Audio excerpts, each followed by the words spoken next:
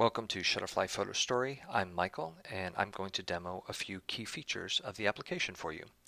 The first thing you're going to need to do is download the application from the App Store. You can search for Shutterfly or Photo Story to find it.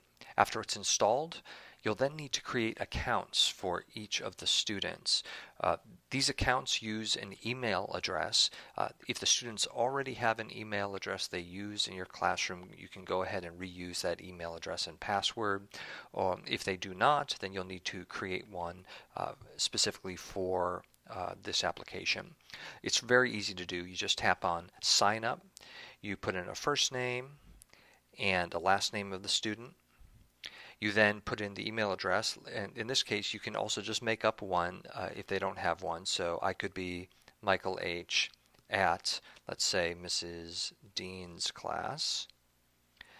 And you want to write this down so they don't forget, and then each student will need a password as well.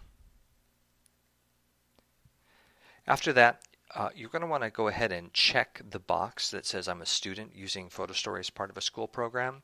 This will guarantee that no marketing materials get sent to the email address that you've just used to sign up with the account. We also remove some pricing from the app.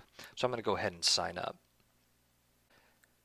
Now I've gone ahead and signed into my own account, and so you see there's various projects that are already completed or underway in my bookshelf. So the first thing I'm going to do is show you how to create a project. To do that, you tap Create in the upper right hand corner, at which point I'm asked to choose a style.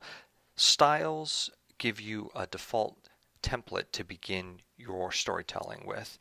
We offer many different styles within the application. I'm going to go ahead and select Modern White. This one is pretty straightforward without many embellishments. I'm going to click Continue. From there, I'm asked to choose a size. With the school pilot program, we've been using 8x8 soft cover, so I'm going to go ahead and select that and tap Continue.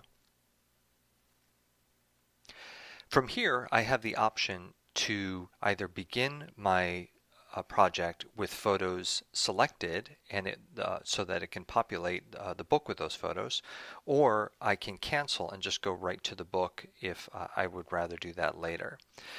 You can choose photos that are local to your iPad by selecting Photo Library, or you can choose photos from other accounts such as a Shutterfly account, Facebook, or Instagram. Now, we've heard many teachers say that their students use Google Drive, which is the place where they store many of their photos. It's really easy to get those into Photo Story. All you need to do is open up Safari here to bring up your browser. I already have Google Drive selected here. Let's say I was going to do a story about my trip to Japan. I have a few photos that are already in my Google Drive. I'll go ahead and select one of them. Yeah, that looks good. So I'll just long tap on it and I'll get two options to copy and save the image. I'm going to go ahead and save the image. That just got saved locally to my iPad. So let's go back to Photo Story. And now if I go to my photo library, you'll see it's already present in my camera roll and photo stream, and I can use that photo within my book. Sometimes we get questions about what images can I use in my book. So let me give you an example. I'm going to switch over to Safari and do an image search. Okay, so here's some images on Kendo from Japan. So the first thing you want to do is test usage rights on here, and to find that you tap on Search Tools, and over to the right you'll see Usage Rights.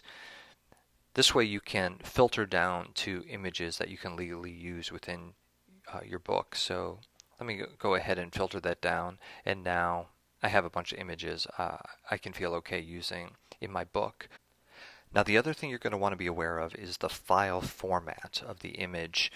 Photo Story only uses certain types of formats. If it's a transparent image like a .png or a .gif, you're not going to be able to use those within Photo Story. The most common to use are JPEGs, .jpg. The way you find out if an image is a JPEG or not is go ahead and tap on an image, view the image, And then up in the address bar, tap in the address bar and take a look at the last few characters. In this case, it's .jpg. This will work fine in Photo Story. If it was .png, .gif, it won't work, so don't use those images.